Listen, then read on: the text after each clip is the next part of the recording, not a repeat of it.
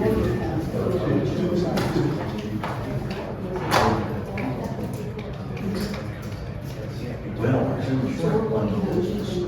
we were.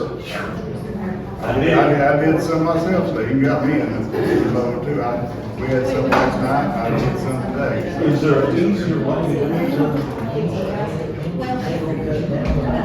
No, that's it, dude. It's a hard feel. It's a good job. Big one. I feel 25,000 trips in my life. You don't have to put it from two days. Go, Dave. Hey, boys and girls.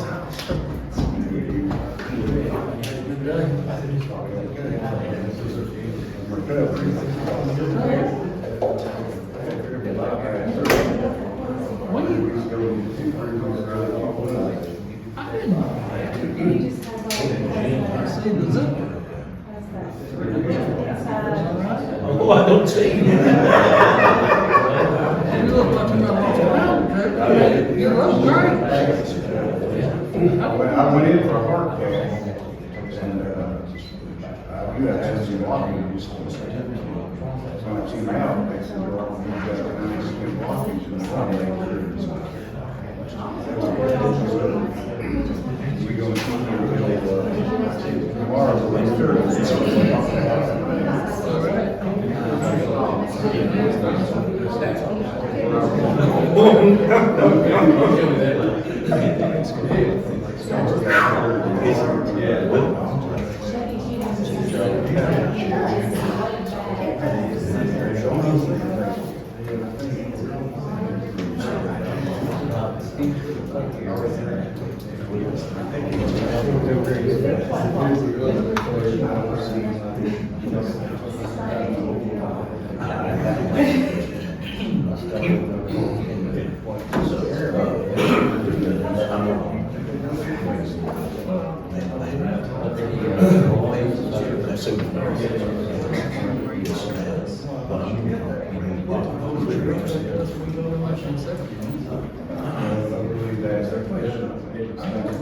Okay, it's time to call the meeting to order.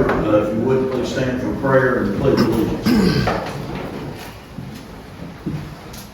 Dear gracious Heavenly Father, we thank you for this day and all the many blessings. Lord, we thank you for giving us an opportunity again as a council to come together, Lord, and make it all. We pray that we make all our decisions in accordance with our will. Lord, we pray for our country and the men and women that serve it, especially the ones on foreign soil, that you put thy hand around them, bring them back home safe and sound. Be thy will. Lord, we pray for the sick, especially the ones that we know that you restore them back with much more help. Be thy will. We ask you to forgive us of our sins. In Christ's name we pray. Amen.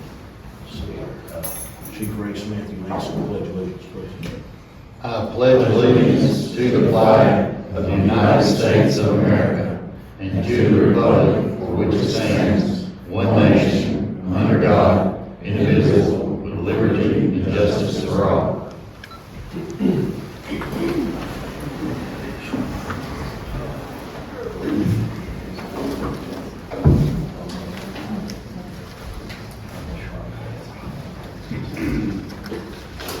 Okay, roll call, please, Ms. Brooks. President. Alderman Bennett. Vice Mayor Dodson. Here. Alderman Elder. Here. Alderman Langford. Here. Alderman Ranger. Here. All present. All present, but Alderman Bill. So we have another quorum.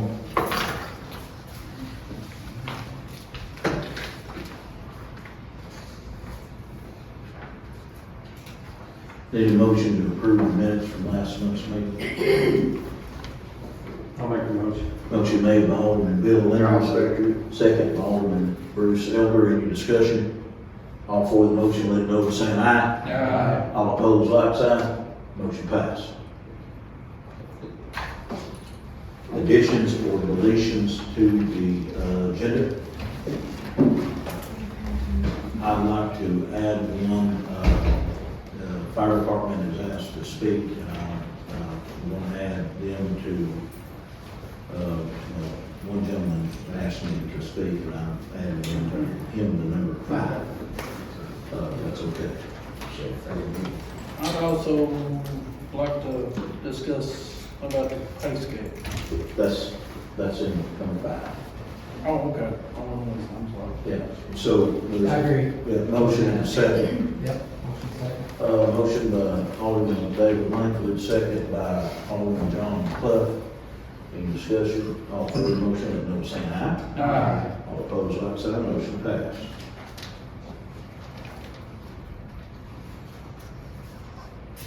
So I'm putting on their pay scale fire department, because that's who asked. All right, that'll be item number 5. We don't have any old business. Under new business is item number 1, downtown revitalization, Mr. Gene Kent and the Ms. Sharon Kent.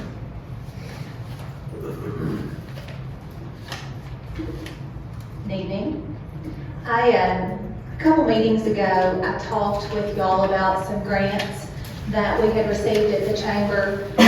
And one of those was the rural videography and photography grant that we received that allowed a company out of Knoxville to come to Overton County, and they did a lot of photography, they did a lot of video while they were here, and the state of Tennessee paid for it for us.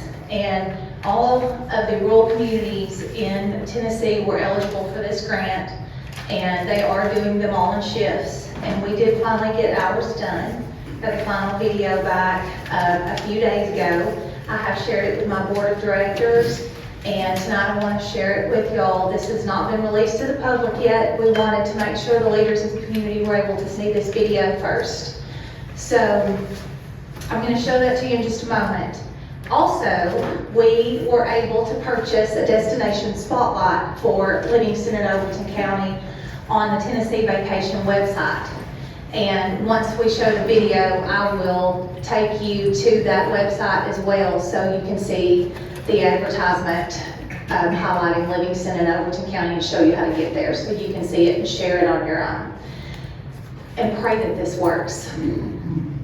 I've struggled every time I've shown this so far.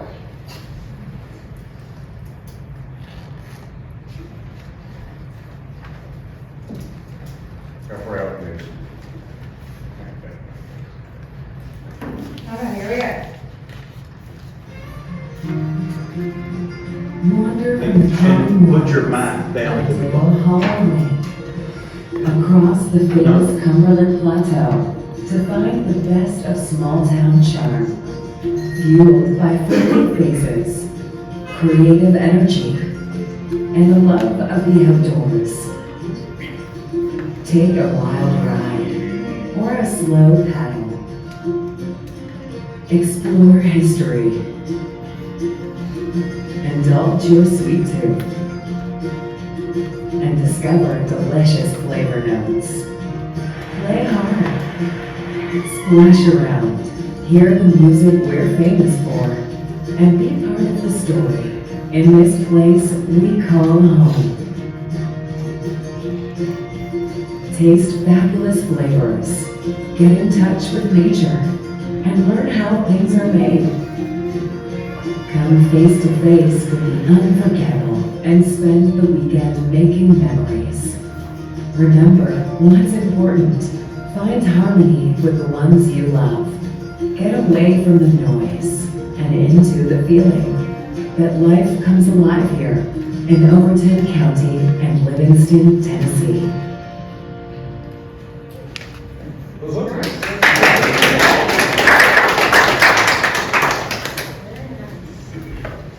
We've done a lot of things at the chamber since I've been a part of the chamber, and this is probably my favorite thing so far. I think it's great. I'm glad y'all liked it too. My plan with this is to use our ARPA funds that we'll be getting from the state over the course of the next couple years. They have awarded us $95,000 over the course of the next 3 years. So they expect us to do something very transformative with that money.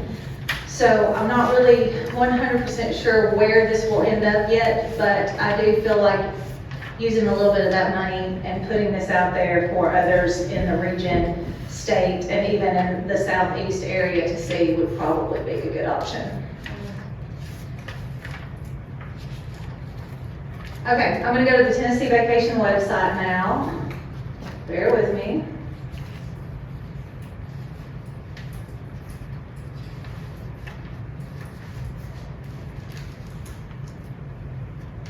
Now, this particular ad was paid for using some of our hotel motel funds that we get from the county.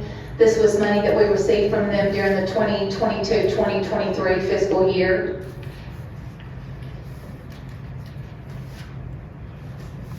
So to get to our destination spotlight, you will choose cities and regions.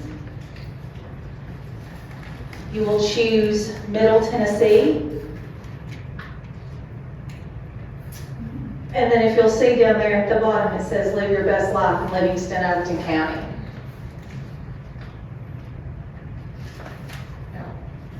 There you go.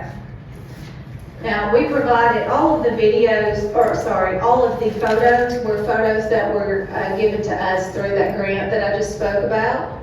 And one of the travel writers with the state of Tennessee wrote this as well. I'm just going to scroll through here. I'm not going to read it because it would take too long. I would love for y'all to go check it out yourself and read about it, but it touches on all of our tourism assets locally. Get rid of these.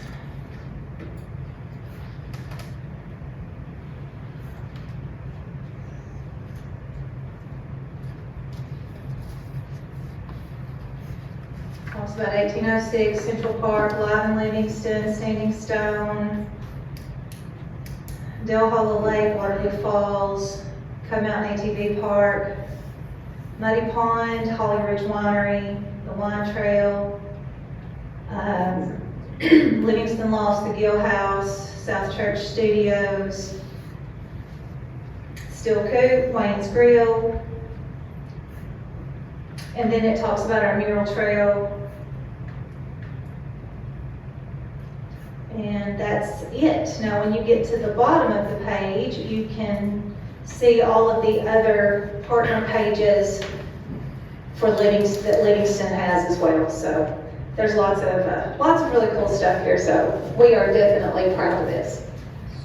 I just wanted to share with y'all all of that. And that's all I have. So they provide you with analytics so you can see how often it's visited and that sort of Yes. thing as well? Good. Yes, and everything will link back, like if they click on something, it links back to our website as well, the chamber website.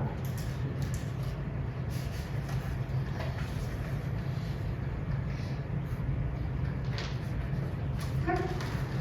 Any questions? Thank you. Thank you. Mr. Gant?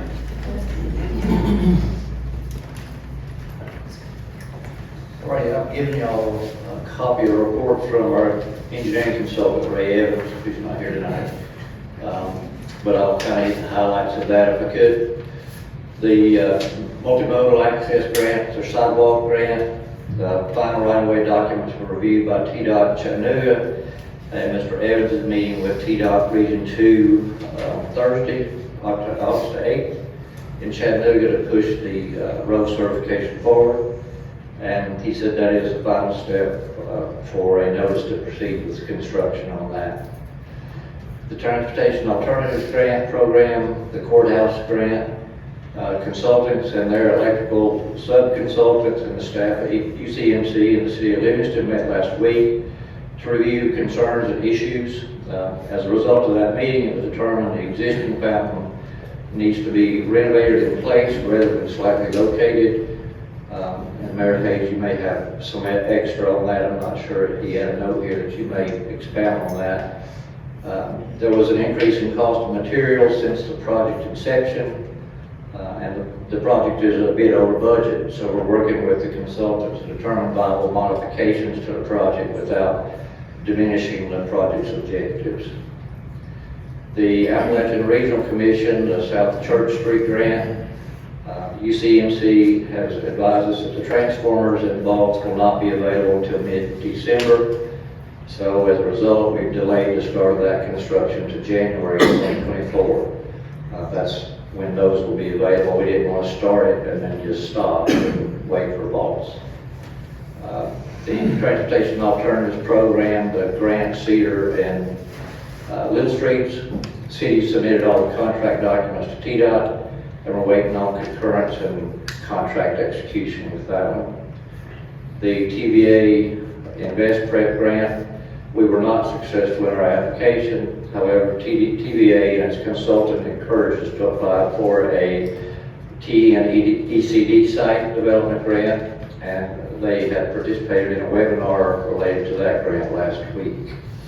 So that's all the update on the construction project. Yeah, just to talk about what Greg is discussing, but you hit it, and it's the, what I call the junction boxes, but it's the vaults that all the electricity will be put in down there, and they're saying it'd be Christmas, more than likely, that they're on back order, and it's just gonna take a while to get the materials.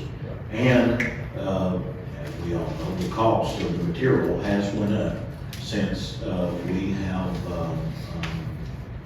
first started this project. So these projects have been going on now for quite some time. So we think inflation's kind of got us a little bit. So, but that's what Brandon would like to talk about. We met with Lowe's Construction last week on the square. So, yeah. Any questions for Mr. Gant? Okay, hearing none, job of it. Thank you. Thank you.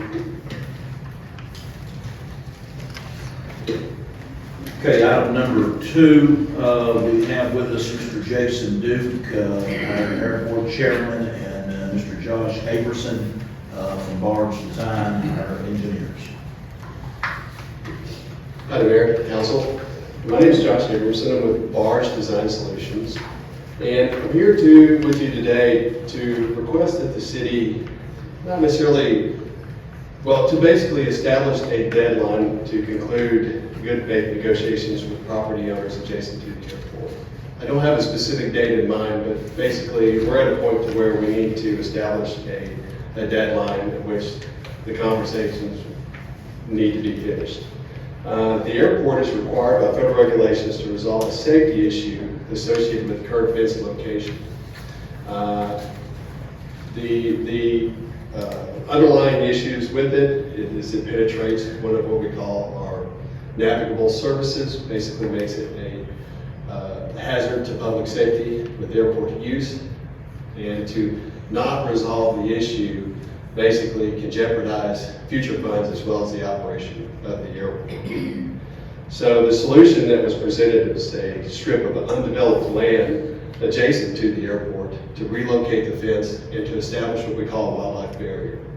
We're not wanting to go any further beyond what is required to mitigate the issue at hand. There are 4 property owners that we have been in contact with and established dual communication with. One of them, we're actively closing on the deal right now for the purchase of the property. The other, we feel that we're close. The owner is wanting specific information as it pertains to their title and their plot of land. So we're trying to get them everything that we can to make sure that we do keep that good faith effort. And we have 2 other property owners that they counteroffered outside of our negotiable range that were allowed by the state statute. One of which on those counteroffers were terms not allowable by federal statute as it associates with what we call our sponsor assurances at the airport. So in conclusion, that's the request. There's kind of the information associated with that, so I'm available for questions beyond that as well. So exactly, how are we operating now, Mr. Everson? You got a full license, or what's? You have what's called a conditional airport license, and it's due to the obstructions that are noted, as well as, due to the obstructions that are noted. And to relocate this would mitigate that issue, or one of the issues associated with the airport license. But like I said, the city can decide to do nothing about it, and it does jeopardize future funds as well as the operation of the airport. Do we need a mediator or? We have one. So we actually contracted with a company that specializes in negotiations with property owners and does this statewide. We're currently under contract with them at other airports. And this particular person, the representative from this company, has successfully negotiated one of the purchases on this particular project alone. And we think we're about to conclude another one. We hope so. So that's what this group specializes in, is having those conversations and keeping the rapport with the property owners and trying to get the information that they want and relaying it in a manner to which we can reply to their request, as well as they can understand the scope and requirements that are stipulated upon us as an owner of a public airport. So you mentioned that not only was the price one of the issues, but also some assurances. Yes, sir. Could you be specific? Yes, the request is for exclusive rights to one of the airport facilities for a lifetime lease, and it's just not allowed by statute. And what about the price? Well, the price was outside of the range on one of them, and the other is for the purchase of all their property, which we just can't do within the footprint that's allowed. We just don't have available funds from the grant to do that. So were they not willing to sell the strip? It was either buy the whole piece or get nothing. Buy the whole piece, get nothing, and we want exclusive rights to one of your facilities.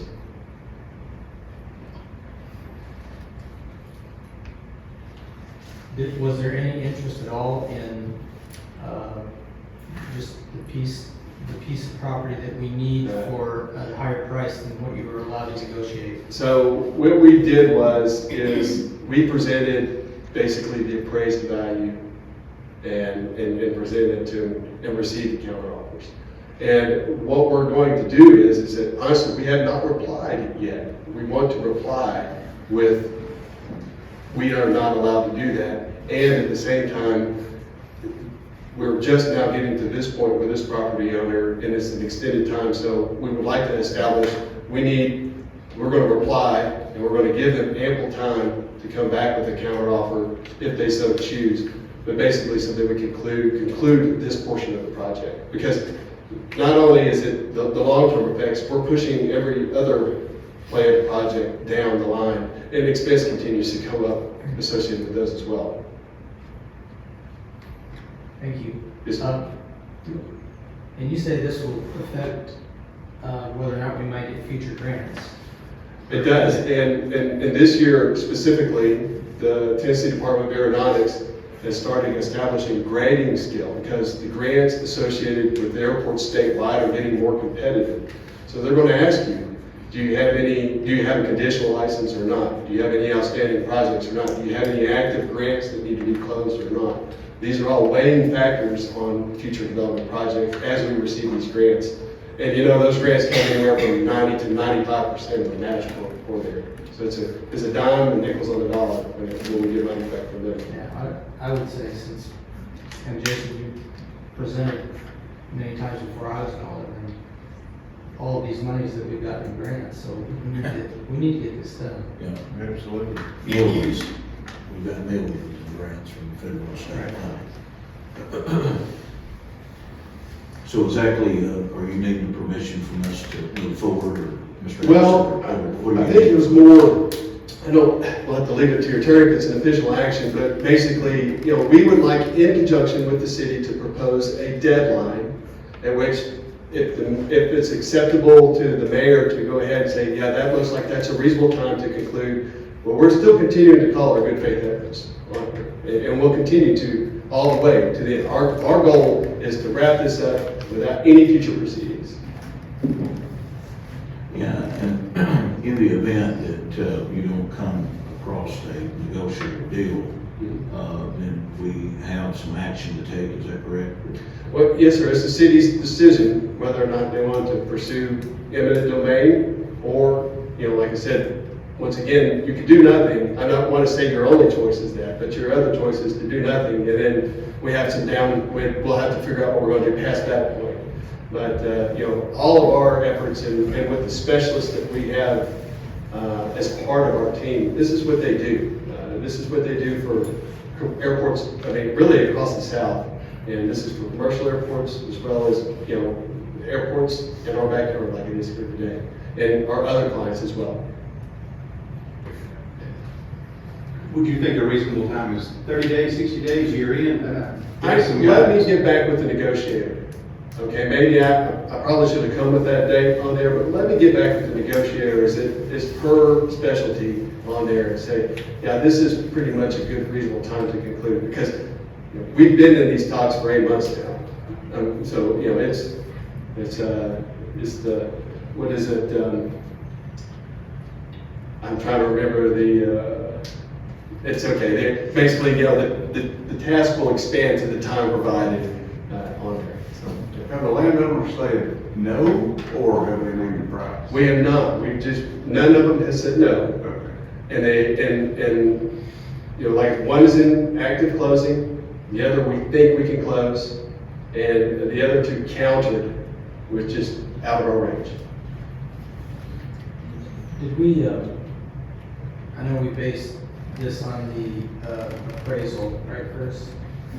The price for the land was based on the appraisal? Fair market value.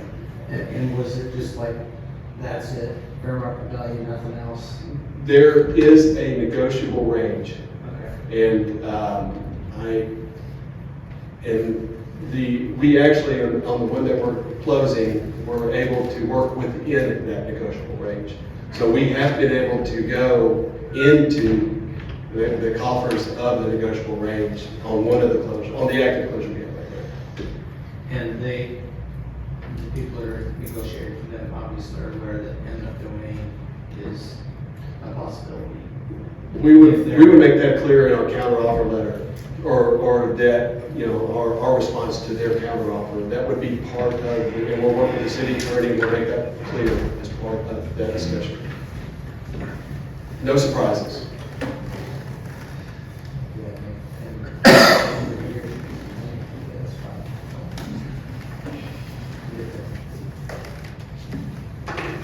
Yeah, I think he was going to come back with a date, or should we just go ahead and say by the end of the year, or what? I would, with that particular date, I'm going to defer to our sub that does the negotiations. And I can't speak to your proceedings, but I think that if the city can agree to, I think that's, if we can come back with a reasonable piece that we don't have to have any further vote or city action, we're looking to, like I said, no surprises. We're just looking to move forward, and we want to go ahead and establish a deadline. And then we'll let that sub-consultant that specializes in this help us to determine when that is, so that we can make sure that we're doing everything we can to avoid any further proceedings and close these property purchases out.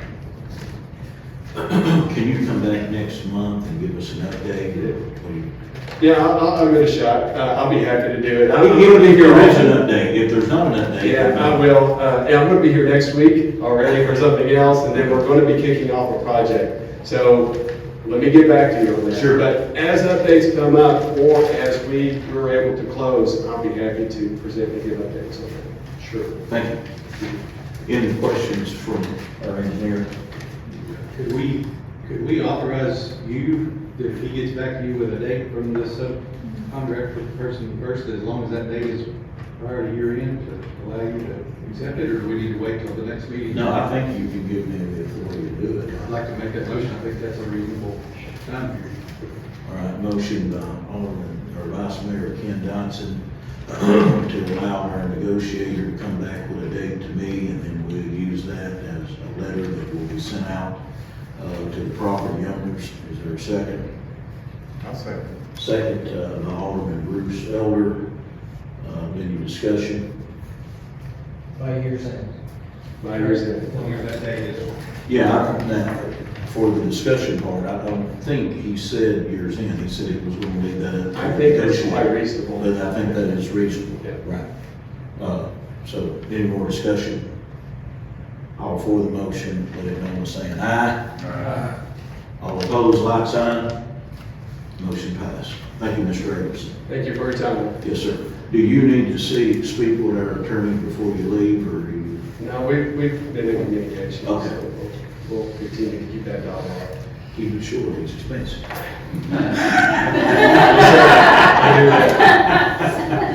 And thank you guys for your time. Thank you. If you'll push that button, Mr. Anderson, that would be appreciated. Thank you. Do it when you can, say just a little here.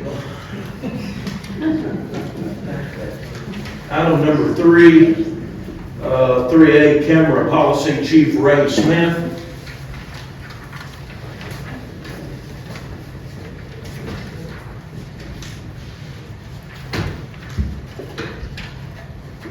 Thank you, Mayor and Board Alderman, for the opportunity. We have been going through our policy and procedure, and here a while back, we got an okay to buy body cams. The body cams have been in, and it was a good idea. We sat down with Mr. Andre and come up with a new policy and procedure on body cams and recordings, and when recordings could be permitted, when we're allowed and not permitted, just have audio. That policy I passed down to the mayor, and I guess he gave you a copy of it.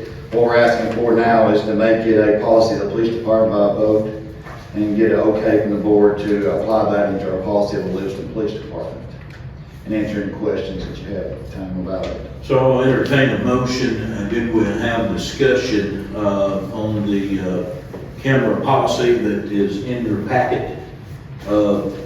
This was brought up by our insurance company, Public Entity Partners, that it was time to update some of our policies, and the body cam policy was one that needed to be updated again, recommended by our Public Entity Partners, which is our risk management insurers. So is there a motion to accept this policy? I'll make the motion. Motion made by Alderman Bill Linder. Is there a second? Second, Vice Mayor Ken Dodson. Any discussion? All for the motion, let it know by saying aye. Aye. All opposed, like sign. Motion passed. Item 3B, Chief Smith. What was the next one on there? Weapons. Oh, yes. So, through the months that we've been going and through the sale process, we went and got rid of some motor equipment and stuff, and through the sale that we had, we ended up with a little positive money. So, unfortunately, in our job, we have to have weapons, and these weapons come out and that we got to have, and we have put in, once before and talked about this in prior meetings, and I brought the prior meeting we had with me. We are looking to purchase some rifles. We are looking to purchase, and it's for our patrol and the units that we have, 15 new patrol rifles. These patrol rifles are up to date. We have to get a bid on them. The bid's only good for so long. And before we brought this bid up, or go ahead and get it okay to purchase, we need to get it okay to spend that money. That money will also come out of that positive money that we have for the sale. Not only those rifles we're also going to get 10 less than lethal shotguns. The less than lethal is something that we don't have to really want to point a gun at a man that came, but there is a point in time you need to stop him. This less than lethal is a shotgun that we use, and they're very effective. We ain't had a lot of these in a while. We've been a part of a couple situations where these have come in useful. Instead of just having a couple of them at the station's no good for me. I want one per car. I want to have the tools on hand with whatever situation comes up. Also, there'll be a new policy on the less than lethal that'll be cleared through Mr. Andre and through entity partners there. Also, 6 new Glock pistols. We have some weapons that are out of date, that is several years old, that we're looking to replace. Also, there is a training simulator. The new fad in the training of officers nowadays is mostly almost like a video game. They explain it to you. You stand before a screen and they can dictate what situation you come up on. Maybe it's just somebody with a bad day. It shows us how the officers act, how we'll conduct ourselves and out there in the public, and also help us conduct ourselves in a better positive manner and be better trained. This aid will help us train young officers not be out here while or have the experience, and we share a lot of experiences through this training aid. This is a very good training aid that you stand before, like I said, a screen, and we can change any situation and put it out there to simulate it. I mean, that's what it is. It simulates any situation comes on. We can move it. You don't have to stay stationary. We can take it into several places. Up at our training facility we have, we can put it in a hallway. We can put it in a room. The contact you have is one with another, and it gives you an opportunity. This has been talked about way back there in the situation.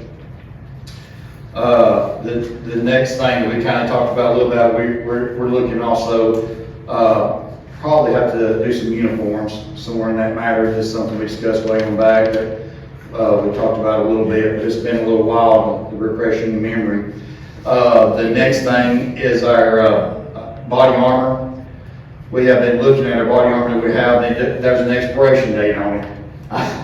It really surprised me too. I stopped talking to Mary a little bit about it way back there about an expiration date on body armor. But they say 5 years from sweat and all that, and these things can be done slowly, so we can kind of look around and see what kind of price we can. Some places already have those already in place, and it's just getting okay to proceed, because they got to come out and measure the officer that's going to wear it.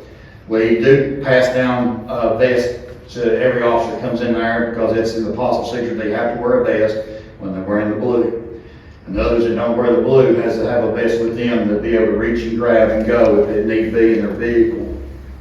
Some of these don't fit exactly, and this is what brought the concern up not only today, it's fitted for someone else. We try to give a little slack for this and come and going, but we really want to give the officer the opportunity to have what they would need to be able to make their job a little more easier at that time.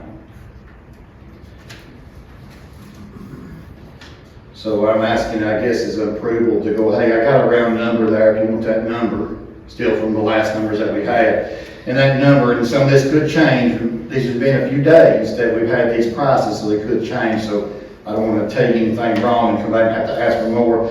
We're looking at everything all together, about $54,000.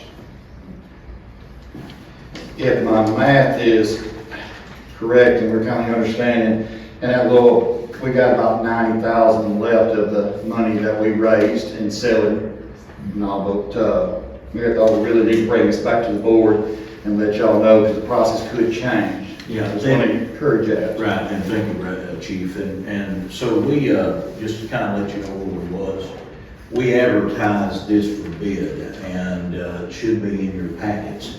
But we had no bids submitted. So I told Chief Smith to go out and get him some quotes from the gun manufacturer or the body manufacturer that he seemed to like or his preference, and that's what has happened. Obviously, the law, we were supposed to bid it. We did advertise for bid. We got no bids, so then you go into the quote system, and that's where we are.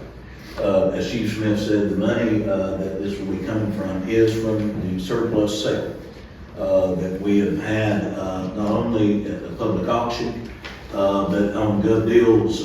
Some things have been sold up there that totals over the amount that he is asking for at this time. So I just want to let you know that we did advertise for bids and we got no bids.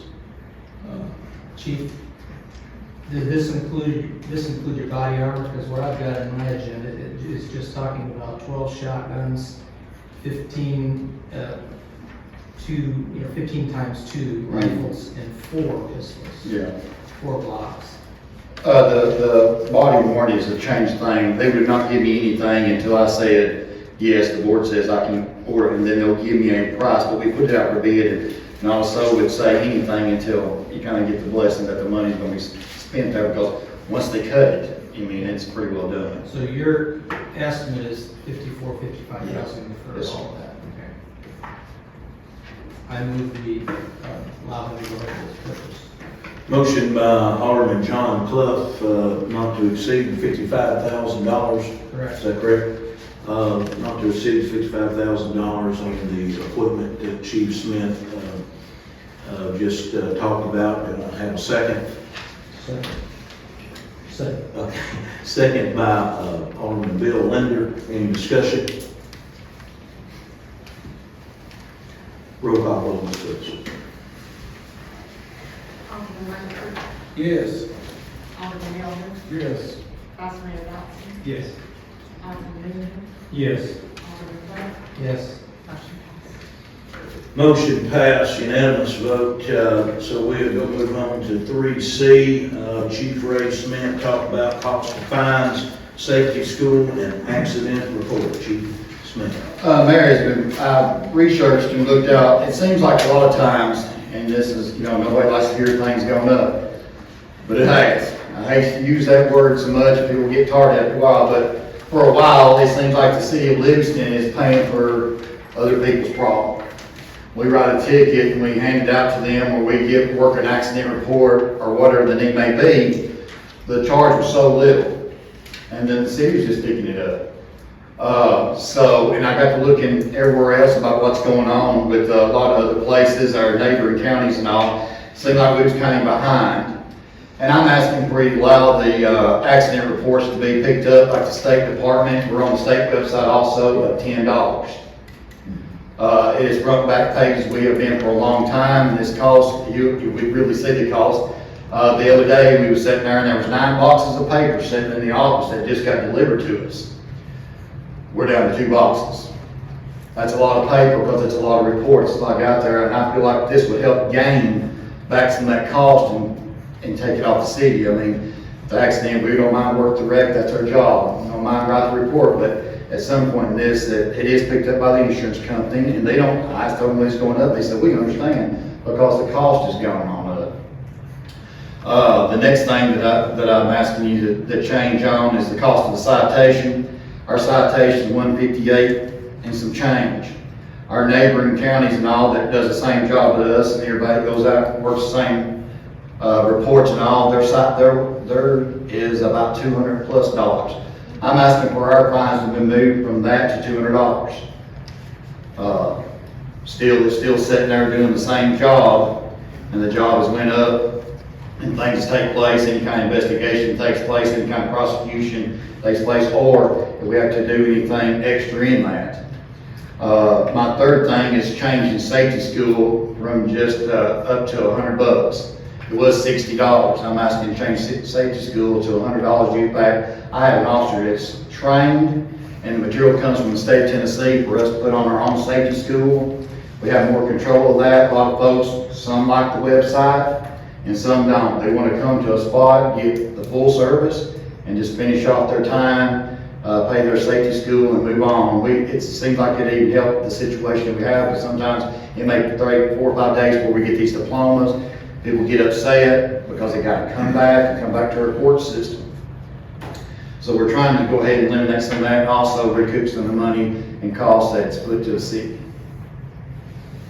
Thank you, Chief. We've heard the report from the chief, going from accident reports at a current $6 to $10, fines on tickets $158, $75 to $200, and safety school $60 to $100.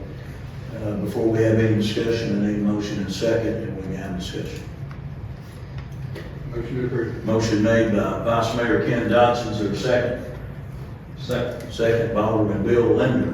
Any discussion, any questions for the chief? How long does it take you to process that accident report? It can be up to 5 days.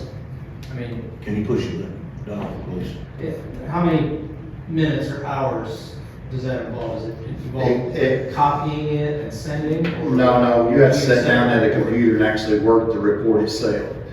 It's a pretty lengthy process, depends on what the size of the accident report is. There's either 6 or 10 pages. And the insurance companies are the ones requesting? No, they didn't request that, they said they understand because the cost has went up. It's been $6 for a long time.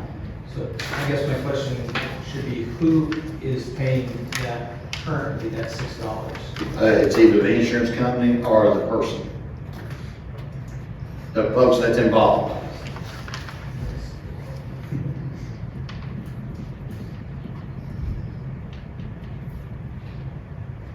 The state of Tennessee, all their accident reports, whether it's mine or not, is $10. We just jumped on the website with the state of Tennessee. You can get your accident report. That's going to cost you $10, but the city of Livingston still retains $4 of that just to put that report in type.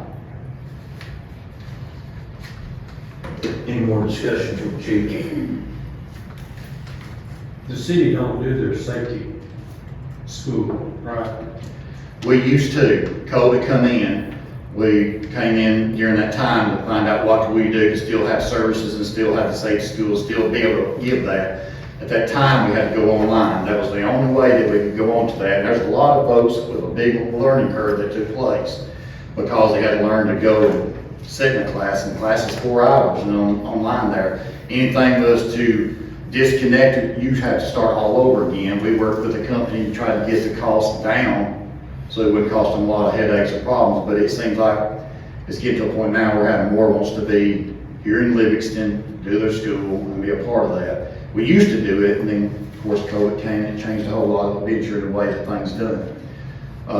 It's easier. It is even more convenient to come here and do the class. 4 hours, pay it, you're done. You don't have to make any other steps. There's not any other opportunity or anywhere else, and it's just ideal. Sometimes it works on the internet, and you know how that is. Sometimes it don't. Where is this class held? Here? No, unfortunately, we are going to hopefully go to the chamber and use their room there to sit in and do the training. They'll sit through it, and it's a certified officer that's sitting there that's been properly trained to teach about the safeties. Sounds good. Yes, So I we'll like be it. using the Surprise, Shannon. We talked about that, I just hadn't had an opportunity. It's not a big deal, we worked it out. But we got a motion and a second on the floor. Any more questions? All right, roll call vote, Ms. Phillips. Alderman Melville. Vice Mayor Dotson. Yes. Alderman Linder. Yes. Alderman Hood. Yes. Alderman Langford. Yes. Motion passed. Motion passed, thank you, Chief. I got one more, Mayor. I always like to leave it on a good note. One big positive note that we have been awarded through Bill Lee is our SROs, School Resource Officer. And I like this program because in 1998, my start was here at Livingston City as an SRO at the high school, and I traveled around and taught there and did all other things 26 years ago. Been a while, a lot of water under the bridge. So, and I've always noticed it's always been a fight for funding.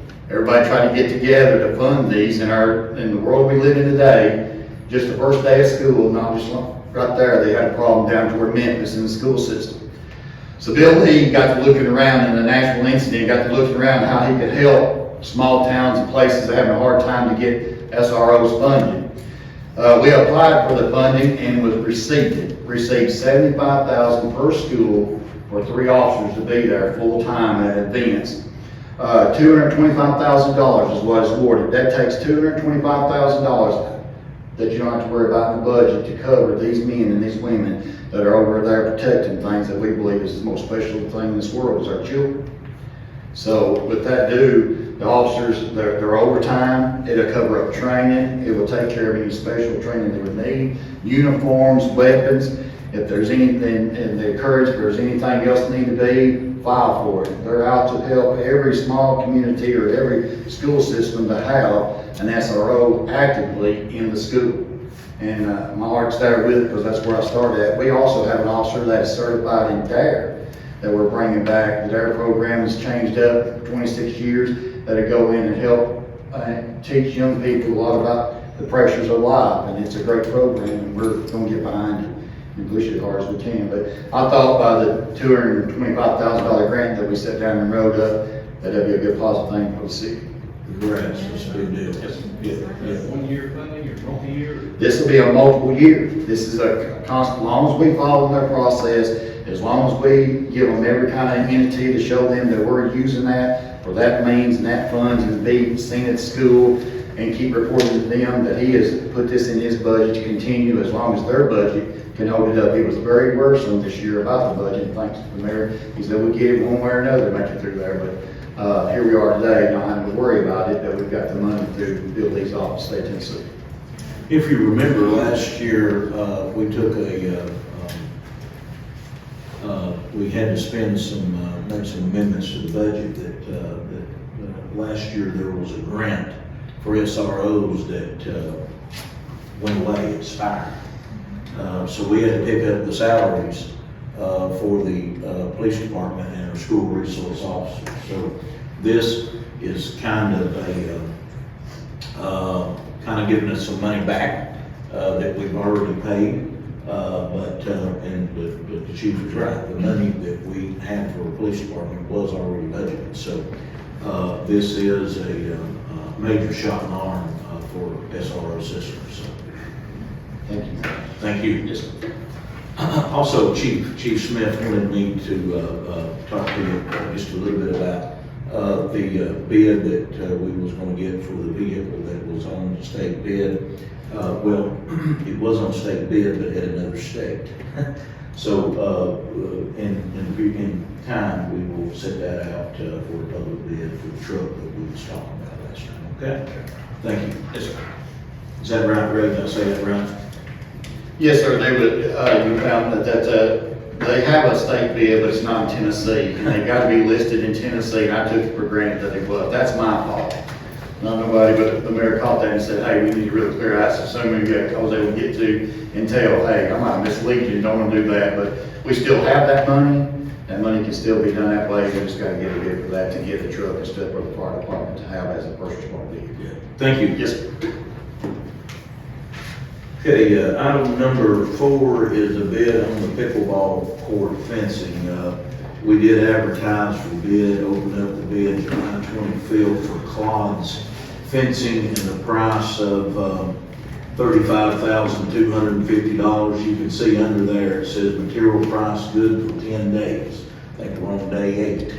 So we will order tomorrow, but that's this right here is just another prime example of one of these prices starting to kind of rise, and you know, this is 10 days only. But anyway, enough of that. $35,250. Money will be coming out of the ARPA funds.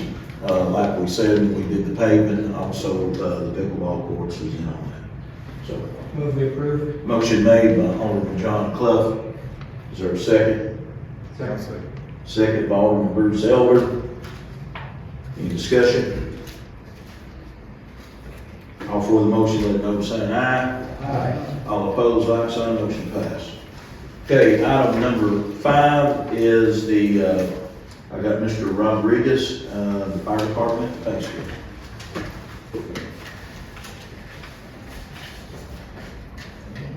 Mayor, board members, good evening. My name is Gavin Rodriguez. I'm an engineer with the Livingston Fire Department. I volunteered for the city for 10 years before making a decision to become a full-time firefighter at Livingston. When I did that almost 2 years ago, hold on a second.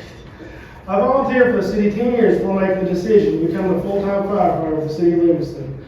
When I did it almost 2 years ago now, I definitely wasn't for the money, as I was well aware of the subpar pay, but chose to do it for the love of our town and helping others. What I did expect was respect and fairness. I have begun to believe I was sadly mistaken to expect that. The city's recent release of the new pay scale has clearly made many city firefighters feel disrespected. The city's decisions are destroying the fire department, as many are now looking for better opportunities with other county or city departments. The city has set a fire, and this one we cannot put out. Some, we're just a number, until you need us when your home is on fire. We become more than a number. We become the only hope of saving the only photo of a beloved family member, the last memory of an irreplaceable time in your life, or a loved one you've lost, the beloved family pet, or God forbid, even you or your loved ones. I feel the city has the best fire department it's ever had. They have built a great team and department. They have made some big steps in adding some much needed personnel. In years past, they were dependent on volunteers, but those days are coming to an end, as volunteers are a dying breed. When I joined as a volunteer, you would have 15 to 20 firefighters show up at a scene. which is a mix of volunteer and full-time employees. At that time, the city had 6 full-time firefighters. Well now, even with the growth we've had, 12 full-time staff, you have a mix of 6 to 10 volunteers and full-time show up for a fire call. Now, because of the pay scale, they stand to lose a number of those full-time firefighters. You may not think it's a big deal, or maybe that replacing these firemen won't be a problem. But I think in time, you'll be sadly mistaken by that, as we have been disappointed with the current new pay scale. With that being said, I have a few questions. I'd like to see if anyone sitting at that table can answer for me, because I've heard a lot of hearsay and some downright ridiculous reasons why the fire department didn't receive a higher increase in pay. One of the best ones is they don't have much responsibility. So we don't have as much responsibility as a meter reader or a secretary. And we do a lot of secretarial things. We have to do reports. Those reports then have to be logged in Excel spreadsheets. And even a few of us have written grants for the city. After the initial pay scale release, we were told there was another meeting with the pay scale consultant. And then what they came up with was that a new pay scale had been set for new hires, which was significantly higher than any current certified firefighters are making. In addition, current employees could not be brought up to that level of pay, despite experience, required training, and certification to utilize our personal time to prepare for it. Who would think that's even remotely right to do with current employees?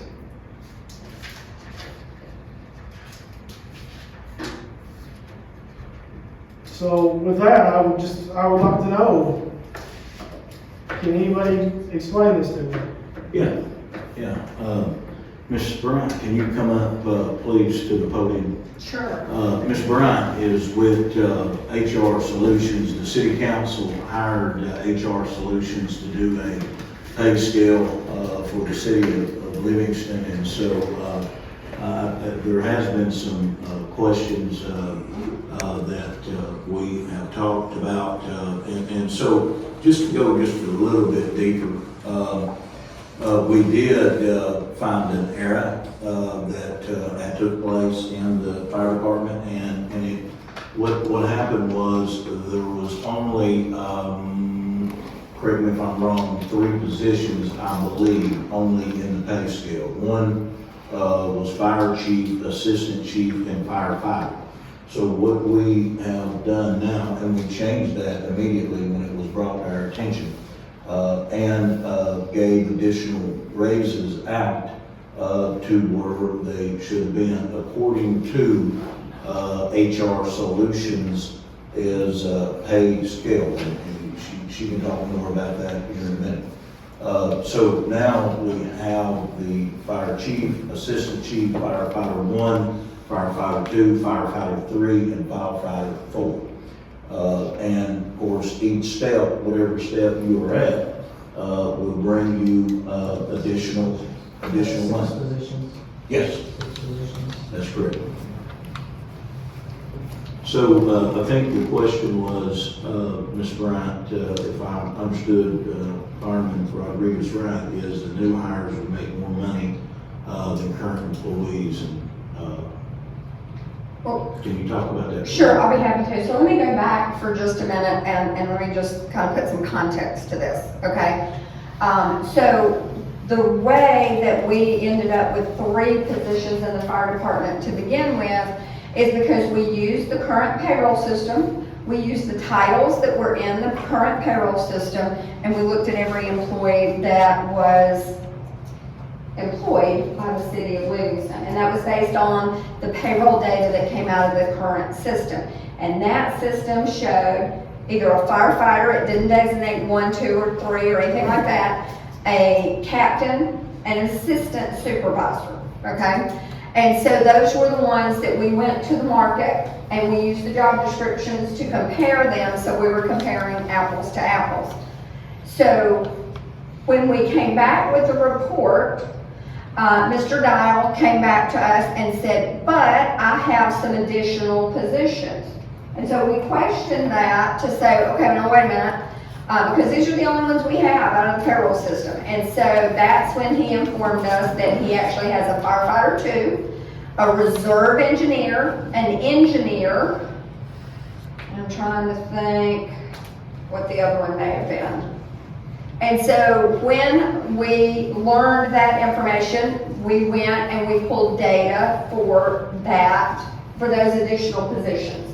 and we added that data. So when we did the wage survey, what we did is we looked across Middle Tennessee, and we looked at other locations that were your size, other cities and towns that were your size, but we also looked at much larger cities and towns because you're pulling applicants from small towns, medium-sized towns, and large towns. So we looked at all of those.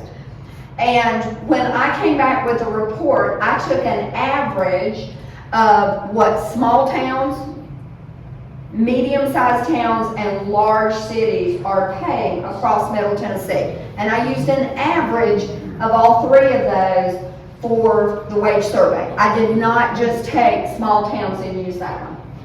Okay, and again, that's because you're pulling employees or candidates from across the state. And so then we use the average to set a range. And a range includes the minimum pay for a position, a midpoint, which is basically the average, that's what we use the average for, and then a maximum for that position. And we built a range around that.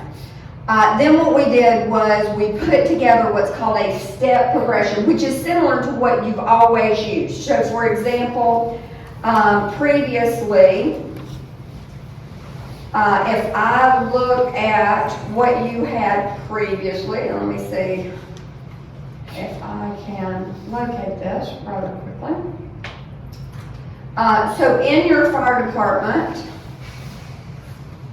previously you had a fire captain, a firefighter, and a fire chief. Those were the three pay scales that I was given for your city. So in that pay scale, a firefighter, starting pay for a firefighter previous to our wage survey was $14 an hour, okay? And then after they had been here a year, they would get a 15-cent an hour increase to $14.50. And that's what your firefighters were being paid. So when we conducted the wage survey, we came in and the competitive pay for that position, the minimum we set for that firefighter one was $15 an hour, and that was a training wage, all right? So the training wage for someone being hired as a firefighter with no experience, with no previous background, might be somebody just out of high school, might be somebody right out of college, whatever the case may be, but they don't have any experience, they would start at $15 an hour.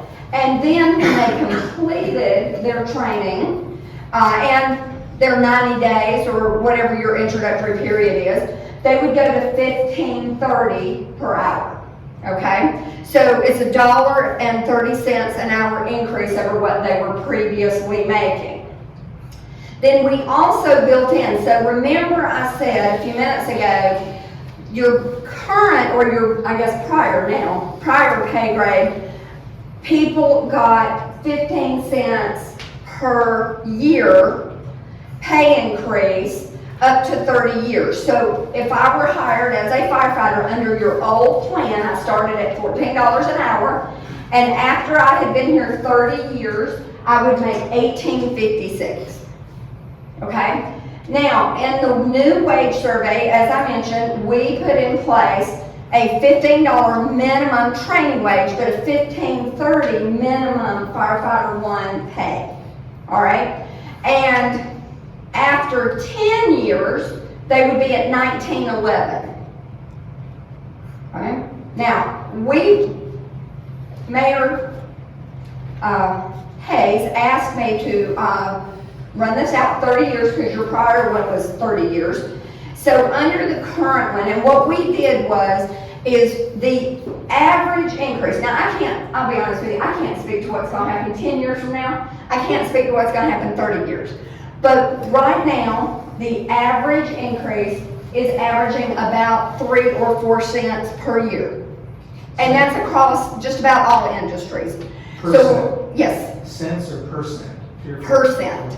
3% per year. So when I ran this out for 30 years, I used 3% per year, which means a firefighter one would make, after 30 years, $31.31. versus under your previous system, after 30 years, they'd make 1856. Okay? So now, let's address, so that kind of gives you some background.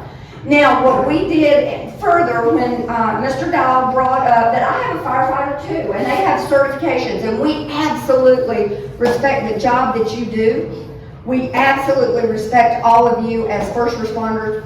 We depend on you, and you're 100% correct about that. So what we recommended was that if you are a firefighter 1 and you get promoted to a firefighter 2, then what we have recommended is that wherever you are in your step progression, that at that point you would take 2 steps, a 2-step promotion. So let me explain that, and I apologize. I know numbers are hard to hear and not look at.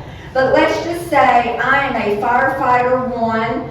I am making 1530. I am at step 1. I'm making 1530. I get all my certifications to be a firefighter 2. What we've recommended is that you get a 2-step promotion with that. So you would then go to 1607. Okay, that is a 6%, by and large, that's a 6% increase for that promotion. And then every year with the performance evaluation, so we did also recommend performance evaluations, you would be able to, the steps are 3%. So I go to 1607, a year later at merit increase time, as long as I'm performing, I go to 1648. Okay, so that's kind of the system that we put in place and we recommend it. Now let me address this question of somebody coming in who could make more, all right? And I'm just gonna tell you, I've dealt with HR for 30 years, and that is absolutely possible, okay? I'm not gonna lie. If you, so one of your aldermen is a physician, nurse pay, there has been a shortage of nurses for many, many years. Nurse pay has been skyrocketing, as has a lot of different pays. So the city of Livingston, one of the reasons we recommended what we did is because, quite frankly, your pay over the years has not kept up with the market. When you are offering a 15-cent per hour increase each year, that's 15 cents, not 15%, okay? When you're offering 15 cents per year, you're not keeping up with the market. So we tried to build into our wage plan keeping up with the market at 3% per year, okay? To help you. And what we did was, and I know one of you, and I apologize, I'm not sure which one, but you had a question, and I want you to know that Mayor Hayes has gone to bat for all of you, okay? Because we had someone on this council who asked the question. We agreed to a 4% increase, and you did. But what we also said was we were going to move employees to the bottom of the grade or 4%, whichever was more. So what you have or had was you had some firefighters who were making $14.30 per hour, and some of them were less, some were $14.15 per hour. We agreed that we were going to give a 4% increase or to the bottom of the grade, whichever was more. So your firefighters moved from $14.15 or $14.30 or wherever they were to the bottom of the grade. So they moved to $15.30. So they got basically $1.15 an hour, and it fluctuated a little bit, but we took them to the bottom of the grade. So now they are, and you've got some others, and I'd be glad to talk about it in private, of course, but they're at $15.30. Now we also looked, because I do want to be sensitive to the fact that you have years of service, okay? So we looked at your firefighters, and you have an engineer who's been here since 2017. And so we did put them at a step higher than that $15.30. Your other firefighters, by and large, have been here for 2 or 3 years. So we're still within We're not exactly where we would like them to be, but we have to be sensitive to your overall city budget as well. And that was one of the things that one of you asked, and it was a great question. Hey, we thought it was going to be 4% across the board. Because your wages have not kept up with the market, you were grossly underpaying some of your people. So we had to get them up to at least be competitive, and that's where we brought them to that 1530. Now they will get, as long as they're performing, that 3% increase every year. Now again, I can't tell you what's going to happen in 20 or 30. I can't tell you what's going to happen in 5 years. Okay? But what I have recommended to Mayor Hayes is that I would look at your wages every couple of years to see what's going on in the market. If 3% is keeping up, we're good. We've got a plan for that. If you have something like nurses and there's a nurse shortage or something, and all of a sudden you've got wages in some area that are changing at a more rapid pace, then what we want to do, we may have to go to the market and we may have to look at that and we may have to adjust some of this.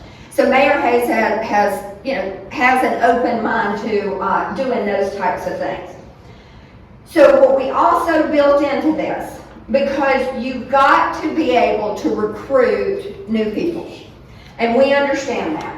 And so what we have built into this is none of my cities or towns, and I have a few who had a policy that if they hired somebody new, didn't matter how many years of experience they had to start at that $15 an hour. And if I've got somebody making $22 an hour, you're not going to be able to hire them if they have to go back to $15 an hour.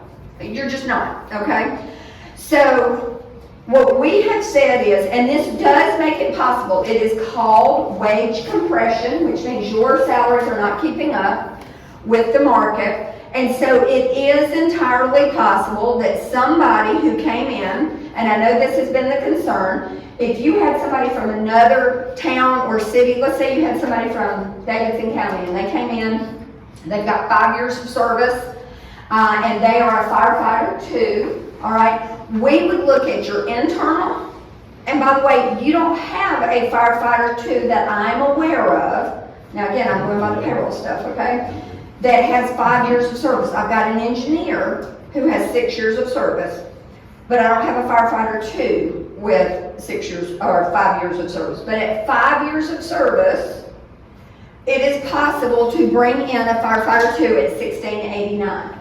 And I have someone else with 2 or 3 years of service that is making $15.30 or $15.68. Okay? So it is not a perfect system.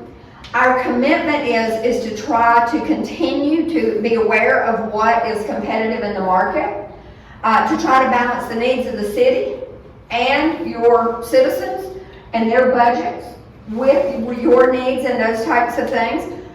I do want to call out that part of what we're worried about has not happened yet. And what I asked Mr. Dial to do is if he's interviewing somebody and he has a question and he has a concern, to give me a call. And we'll sit down. We'll look at the credentials of the person you're interviewing. We'll look at how many years experience they have. We'll look at what their current salary is. We'll look at what your internal equity is, and then we will try to balance that to the best of our ability so that you can continue to hire people. Our goal and our hope is that all of you who are currently here, we create a progression, whether it's from that 1 to a 2 to a reserve engineer to an engineer to an assistant chief. We create a progression so that our internal people can move up and be paid more, and we're only hiring for inexperienced firefighters, and that will help balance that out. Right? It's a long explanation to a question, but I wanted to give you some background. So I don't know if I answered your question or not, but I'll be happy to, if I missed the question or whatever, let me know, and I'll be happy to reply to it. Okay? Miss Cindy? Yes. When we spoke before, just to understand where you got these ranges from. You got metrics from towns like Livingston, towns like Cookeville, towns like Memphis, Nashville, Chattanooga, Jackson, Clarksville, and you took the average of those, I did. and that became your average. And your minimum recommendation was 80% of that average. Correct. And your maximum recommendation was 120% Correct. of that average. That is correct. Okay, so, and then I suppose it's up to each individual municipality how they assign their steps. A step is not necessarily equivalent to 1 year of service, as you just said, because you said, for example, a firefighter 1 that moves to firefighter 2, your recommendation was then to take 2 steps. That's correct, because what we did was is we put in place some guidelines for you that looked at promotions, lateral move, demotions, all of that to give you some structure around, well, if these things happen, how do we handle it within the pay system? So we built those guidelines. Now, if you're talking annual merit increases or whatever the case may be, normally that's done once a year. So that's why we put steps at once a year. But if you have a one-off that might be a promotion or something like that, then yes, we escalate you through those steps more quickly. I guess in general, since David, you asked for the pay scale to be a topic of discussion, and you look at these increases, if we keep all positions in the city, it's going to be a huge part of the budget if we have people that stay for a long time, and that is a concern to lock something in place, and it has nothing to do with whether individual firefighters, police officers, gas workers, whatever, deserve to be paid more, but you could conceivably outpace your ability to even pay for that. That was my point, with the amount of these pay scales and everything, with the money that we have coming in from taxpayers, I don't know, we would pay it. So this is, not to interrupt you, Don, but this is a concern with every city manager, every city mayor, and county mayor across the state of Tennessee. If you look at any of the news agencies, if you look across the upper Cumberland, taxes have been raised for every pay. And I can tell you the tax increase that we've got will go 100% to the pay. So, and this is why it is very important that the chamber and the county and the city work together for more retail sales tax. That's why we've got the retail coach to try to bring in more sales tax dollars where you don't always hit the property owners. That's the goal, is trying to get more sales tax numbers in here. The budget is a tail of the tape. Doc, you're exactly right. I mean, if it comes budget season next time, and we can't go up the 3% that we said we would, then that pay scale could be simply placed on hold and until we can afford it. But we, so that's why we need to be frugal. When we got this lady do this survey and everything, when she done her survey, shouldn't it have been brought back to the board for approval? The survey was coming here. You didn't come to the meeting. You didn't come to the meeting. Oh, I missed that Yeah, meeting. you missed that meeting. Yeah, it did come up here and you missed the meeting. Well, one of the things, and certainly I didn't mean to give the impression by expressing concern about whether we can pay for all this, that we don't need first responders. I guess the question in my mind is comparative importance of some of these positions, because I suppose we could sit here and argue endlessly over how much a receptionist is worth compared to a firefighter, for instance.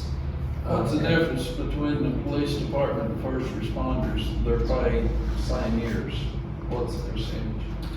Give me just a second. I closed down my computer. Just give me a second. I'll pull it back up. Can you push it back, please? Thank you. Yes, I was, as I turned that on. I'm pulling my computer back up, so if you give me just a second, I'll be glad to tell you.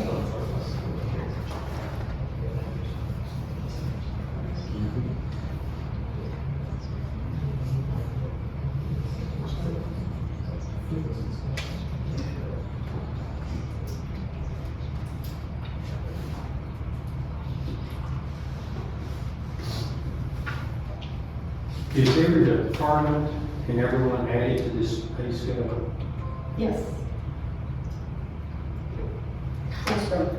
And we went through, to be able to show if you add positions in the future that were not part of the survey, how do we add them into the, system itself? I would just like to say, thank you for making that clear, first of all. And I guess it's somewhat reassuring to know that the numbers that you came up with are based on what people are actually getting paid across the state. It's not just numbers that, you know, it's what in medicine we call evidence-based data. It's real. It's not just what you think, but it's what people are actually making. And certainly I'm glad that we are, it looks like with what has been suggested, we're not at the minimum. We're at the average. Is that correct? We're at or very close to the average. The average is your higher step. So we gave you a step progression that goes over 30 years. So your average hits somewhere around step 5 or step 6, okay? So there are people at the minimum, and as I said, we set the minimum at $15 an hour. That was a training wage. We set the step 1 at $15.30. And then you work your way up, and we'll have average at about, if they hit an increase every year, it'll be after about 5 years that they hit the average. And then we continue on from there. Now, what we also did is we gave you pay grades. So a firefighter 1 is a pay grade 4. If you look at police officers are a pay grade 6. Police officers are a higher pay grade than a firefighter, okay? And then an officer and a school resource officer are both the same pay grade, which is a 6. A master patrol officer is a 7. A detective, investigator, or sergeant is an 8. And then the fire, as well as the lieutenant for the police department. So the fire was an assistant supervisor, is at a pay grade 9. Police captain and assistant fire chief are at a pay grade 10. Patrolman out here on the street, what, how many dollars more does he make than our average fireman? Let's see. If I look at the officer and school resource officer, they're making not quite $3 an hour more than an entry-level firefighter. So an entry-level policeman and an entry-level firefighter, I think that's apples for apples. I think that's what Mr. Langford was talking about. Thank you. Well, again, the entry-level firefighter is at $15.30, the entry-level officer is at $18.23. And the reason for that is even though we consider an officer and a firefighter, we may look at those as the same. Those job descriptions are not the same, and their relative value within the wage survey is not the same. So that's why they're in different pay grades, okay? Now, if you wanted to go a step further, we did not do this. Normally how we put jobs in a pay grade is we do something that is called a job evaluation. And what that means is that the city of Livingston would create a list of factors, if you will. And those are factors that are valuable to the city of Livingston. And then what we do is we work with employees and we work with leaders to go through, I use a point factor analysis to assign points to each of those factors that are important to the city of Livingston. We assign points to those factors. We go through it. We have employees as well as leaders involved in that. And once we have points assigned to it, then we assign them to labor grades based on the number of points for jobs. So for example, and I use this quite often, if I'm going to do this, most people could perceive that a receptionist and a CEO are valued differently within an organization. And that's not to say your receptionist is not important. It's just When you measure it based on the factors, which would include education, experience, those are always on there. And then you get into working conditions, you get into communication, you get into a variety of other things. Those are easy, right? Because I've got some of my lower level positions and I got my higher level positions, those are easy. The question is, and what a job evaluation answers is all those things are in the middle. How do I differentiate between those? What's the difference between a pay grade 6 and a pay grade 7? Okay, those get harder. That's why we use a point factor analysis. What we used to slot your people into pay grades was the pay data itself. So we looked at other cities and towns, small, medium, and large, pay their police higher than they pay their fire, on average. Okay, so that's why they're separated in this. I have one last question. Yes, sir. In your gathering data, speaking to the firefighters, we, at your suggestion, went from 3 positions to 6.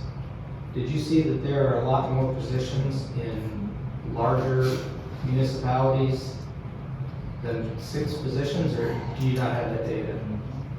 Let me look real quick. I will see if I can, I will tell you what data I have. Let's see here.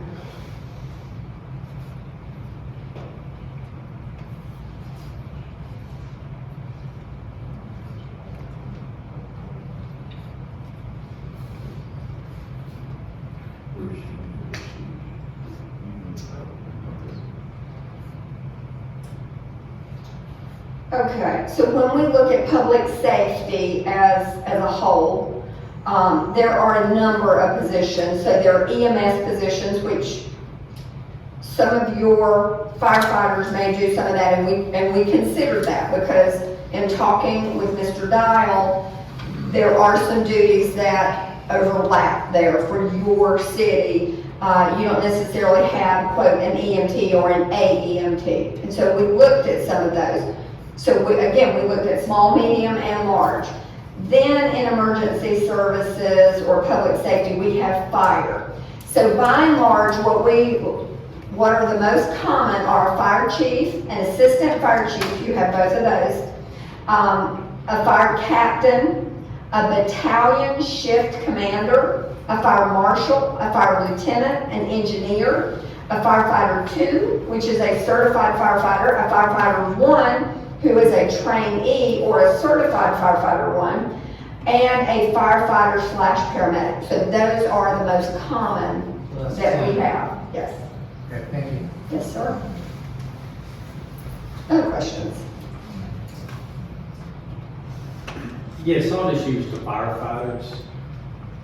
We've been sitting here saying if someone's more qualified to come in, they can start at a higher pay. Why not post the jobs and give the younger That's our goal. opportunity to fulfill that instead of putting someone in front of them? No, I agree. That's our goal. When I said that we want progressions from a firefighter 1 to a firefighter 2 to a reserve engineer to an engineer, our goal is that we are only, or you are only, hiring for that entry-level firefighter and that you have progression so that people can grow. So that is absolutely what we've built into the program.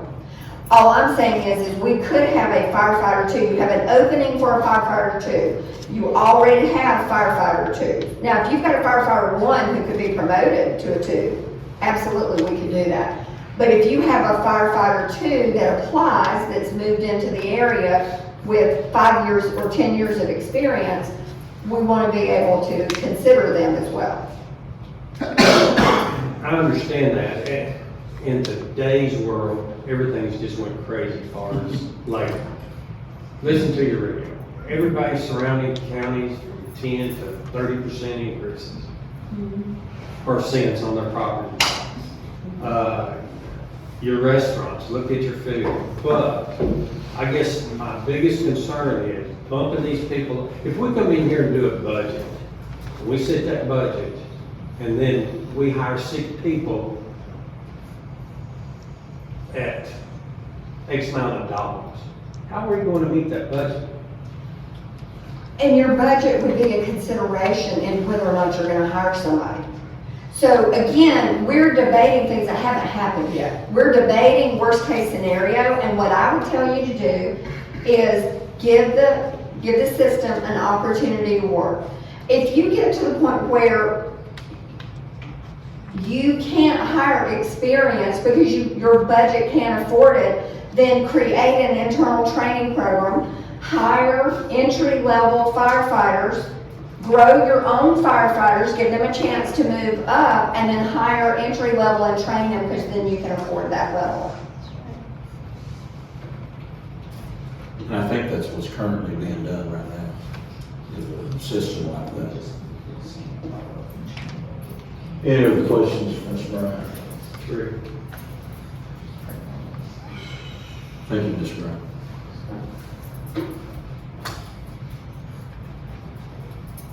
Thank you. So, any other business? Before we move on to the business, number one, I don't think we can afford these prices. I don't think taxpayers can fail. Number two, it takes everybody to make this work. And the way this system is set up, I know this lady's done a great job, Mary's done a good job. But a lot of times, these things that work in other towns, they don't necessarily work with us. It's got to where that people's pointing fingers saying, you know, one's more important than the other and all this stuff. And I don't like no part of it. The fire department is kind of like the police department. They're here to protect and serve. If we need them, they're right there. And each one of them face their dangers in their own way. Go into a house, burning a house. Ray Smith may face somebody with a gun or whatever. Everybody does their own thing.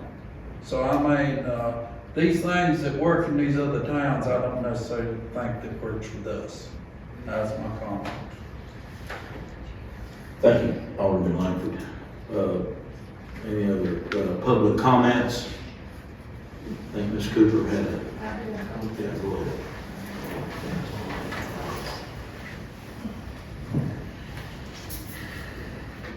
All right, thank you all for letting me speak. I guess I have a question on who determines public parking.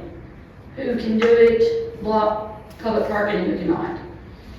So that's always been my position, and the chief and I usually get together if there, I mean, public parking is on the side of the streets, I guess is what you're talking about. It's not marked as public parking, you're parking on the right of way of that city street, so that's. Correct.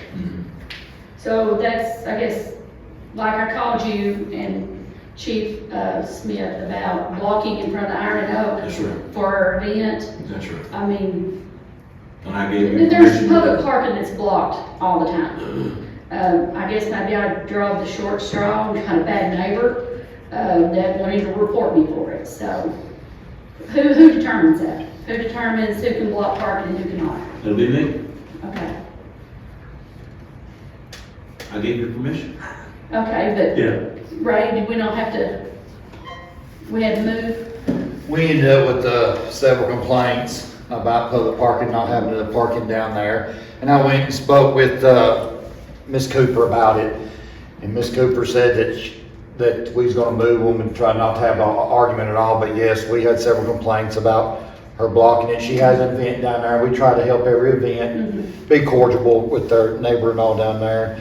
And I thought that's what everybody be, was cordial one with another, and unfortunately it didn't work that way. But Ms. Cooper did go out there and move her barrels out of the way and open it up for public parking. Yeah. You know, but, I don't think you or I made her do that. No, I didn't, I didn't make her. I gave you No, permission I to do was it. asked to move, No. I was asked to move the, By me? No, I went and asked Ms. Cooper if it would be a bother, since there were so many complaints. And Ms. Cooper said, well, they're coming up here, and I did say, whenever they call, I'll come up there and help you block and put up stuff and all that. well, that's the problem. The parking, as you know, it's a problem. So the employees that work in the businesses across the street, they park on the Iron Oak side. So they're there from opening to close. They're there when I'm needing the parking, you know, so you go and ask them if they need to move. I mean, because obviously they're not gonna move. We haven't been accommodating for any business in Very, Livingston very. that needs to have assistance, whether it's construction to their building.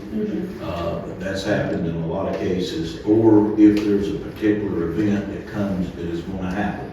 We've been I've tried very hard to be very accommodating to each business when they call in, okay? So when you call me, I gave you permission You did, you gave me permission. to park in front of the Iron Oak because you had a 32-foot tour bus coming in later on that evening. Yeah, they ended up changing, but you know, like I said, I work with Americano, I don't know what these artists are, Right. wanna drive, that's what I was told was coming, that's what I communicated with you all. Yeah, and But, that, you and know, those this, things, this problem's gonna arise again, we've got Dina Carter coming November 18th. It's already sold out concert, we're asking her to sign a second date. Hopefully the next night, we have got Lori Morgan coming in December. This is gonna continue being a problem for us. When, you know, and yes, It's no problem, I did make the neighbor a little bit mad, cause I just called the restaurant and summoned 6 cars to come and protect my parking. That way, when I needed to move, so the artists could come in, cause they have to unload this heavy equipment. You can't pack that stuff around the building. we deal with the same thing when we have concerts at Central Park. There is a reserved area there, and the fence is open. And you know, we're all very, I mean, we never complain, when you have stuff in Central Park, they're all over us. They're taking up the restaurant parking, we've never complained. We are gracious enough that there's enough parking in the downtown area for us all to use. Sure. There's going to be certain times that somebody has to have access to the building. Like you said, for repairs. They're old buildings, they're going to have to have repairs. So, you know, if I'm that bad neighbor, you know, and throw me a temper tantrum, to move these cars. I mean, If you have any, more artists and it needs to be blocked, call me. well, it's coming, so. No problem. All right, that's all I need to know. Thank you. Chief Dallin, you want to speak? Yeah, I just caught a little of this deal about this pay scale thing. One thing I want to make clear, these positions were submitted when MTS done the pay scale study 3 or 4 years ago to be put in there. They did not get put in there then by MTS because they said the position was not there that didn't need to be put in. This year they was represented. I sat down with the lady right in here and went over every bit of it. And they still didn't get put in there. I just want to make that clear that was communicated to her when we met. It was communicated with her the second time when we met right back down there. And she admitted that she'd overlooked it. Thank you. And the problem was fixed then, wasn't it, Chief? I know there were several positions added. There was some stuff fixed. I don't know if the positions have been added yet or not, if Phyllis has done that or not. We was waiting to work on some of the job descriptions. Yeah, there's still some more work to do, but they was added. Yes. Thank you. Thank you. Anybody else from the public that would like to address the council? Okay, if not, someone needs to make a motion. Motion made by Alderman John Clough, second by Vice Mayor Ken Dodson. For the motion, leave vote saying aye. Aye. All opposed, like sign. We're adjourned.